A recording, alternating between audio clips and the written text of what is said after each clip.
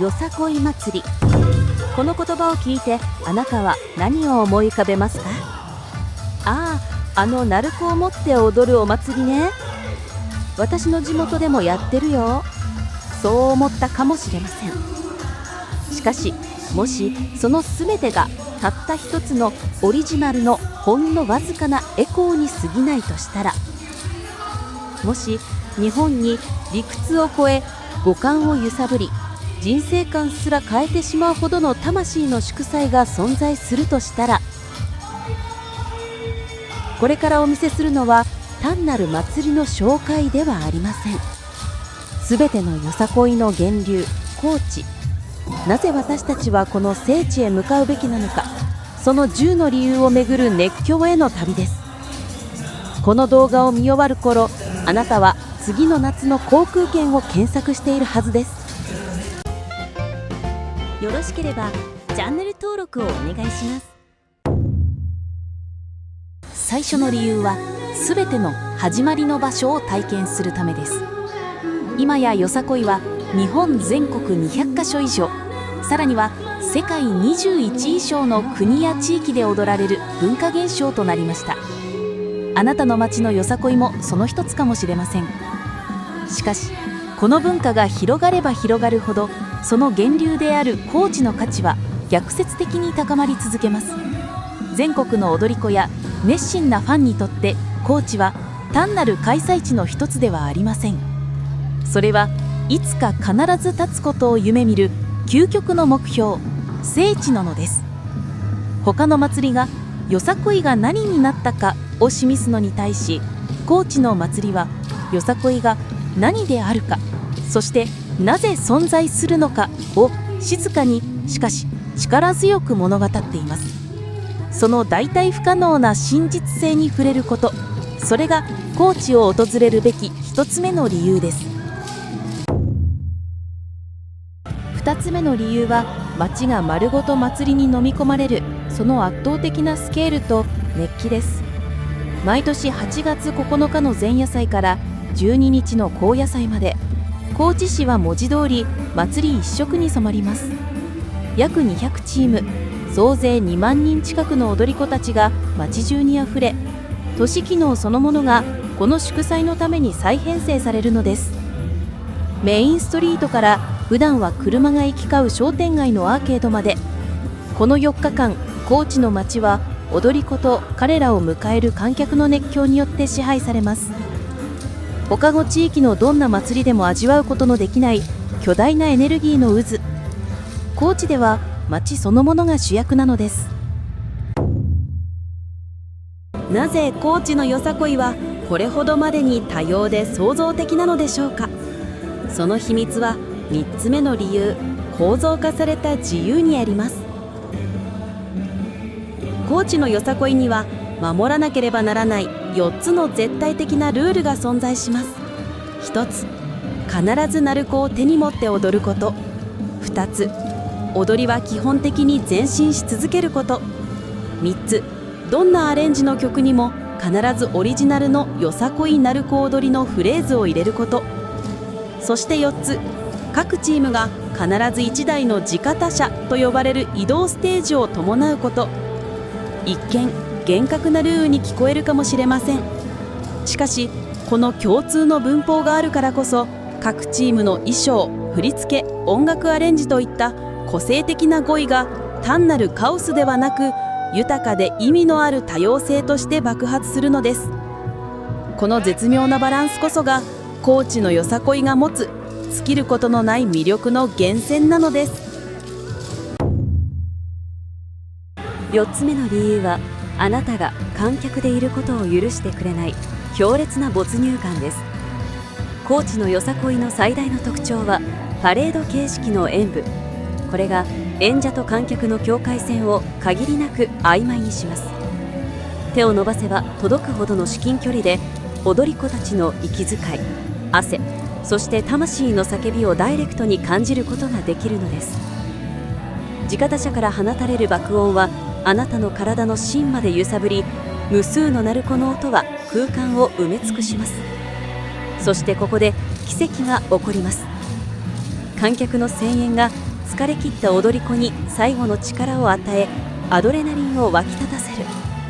踊り手と観客の間でエネルギーが絶えず交換されるこのフィードバックループこそ、高知でしか味わえない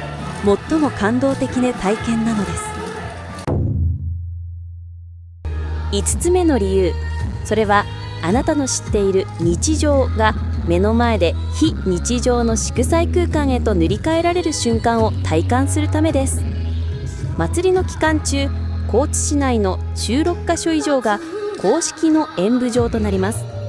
よさこい発祥の地ともいえる帯屋町商店街は、普段は買い物客が行き交う生活の場が、踊り子たちの情熱がほとばしる華やかな舞台へと変貌します。この街を乗っ取るという感覚こそが高知のよさこいの醍醐味なのです。これは特設会場で行われるイベントとは根本的に意味が異なります。市民が自らの手で日常の空間を祝祭の場へと変容させる、このダイナミズムこそ祭りが生まれた時の街を元気にしたいというエネルギーが今も生き続けている証拠なのです。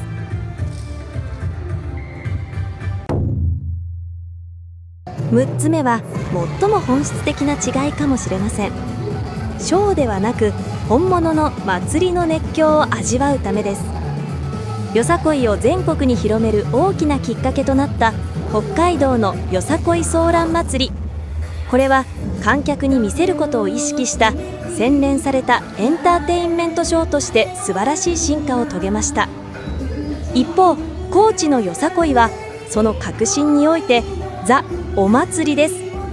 洗練された芸術作品というよりも、演者と観客、地域社会が一体となって作り上げる混沌としたエネルギーの爆発。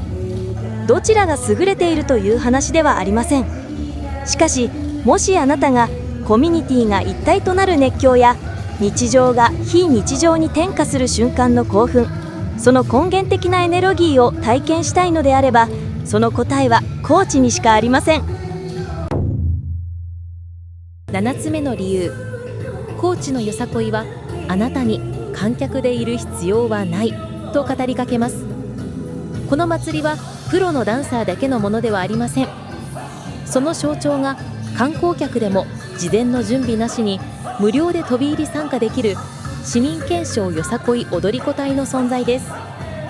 踊りの経験がなくても鳴子を借りて見よう見まねで隊列に加わることができるのです。初めて踊り子として参加した人々はその体験を想像を絶する爆音と観客の数、松の舞台の主役になる感覚と語り、人生を変えるほどの衝撃を受けます。そう、高知ではあなた自身が主役になることができるのです。8つ目の理由は、70年近い歴史の重みとその進化の軌跡をたった1日で目撃できることです。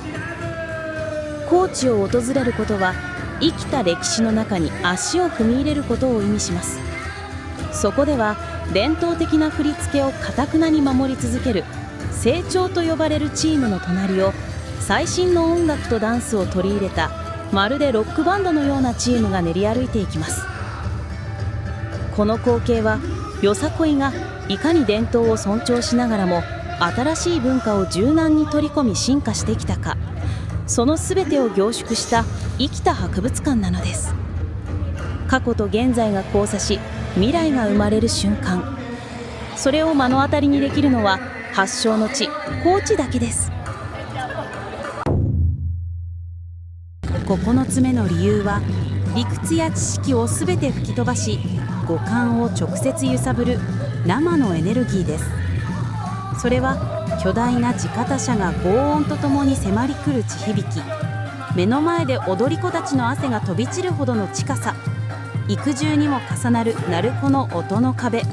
そしてエネルギーそのものとなって場を満たす観客の声援。これは安全な場所から嵐の記録映像を見ることと、荒れ狂う嵐の渦中に自ら身を置くこととの違いに等しいでしょう。洗練されたステージパフォーマンスがもたらす感動とは全く質の異なる根源的で混沌とした生命力そのものに触れる経験がそこにはあるのです。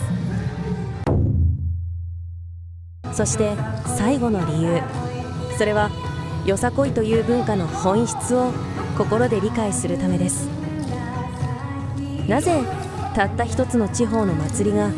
これほどまでに日本中、世界中の人々の心を捉えて離さないのか。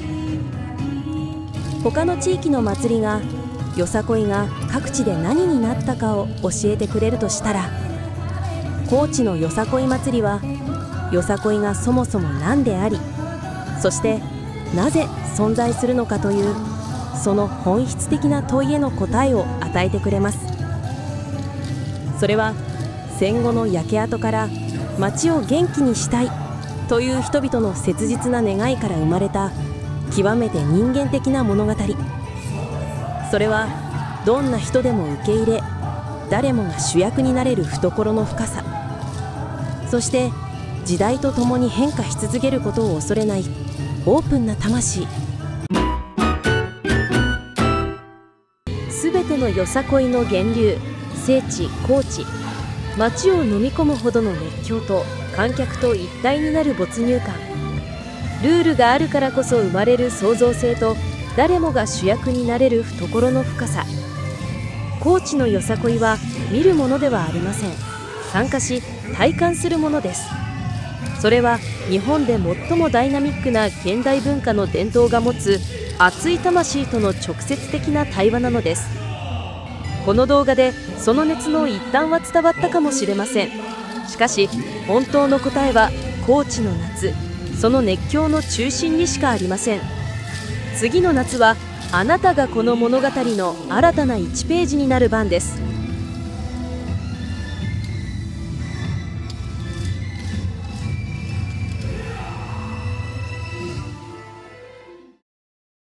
ご視聴ありがとうございました。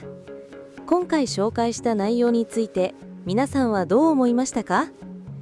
ぜひご意見や感想をコメントで教えてください。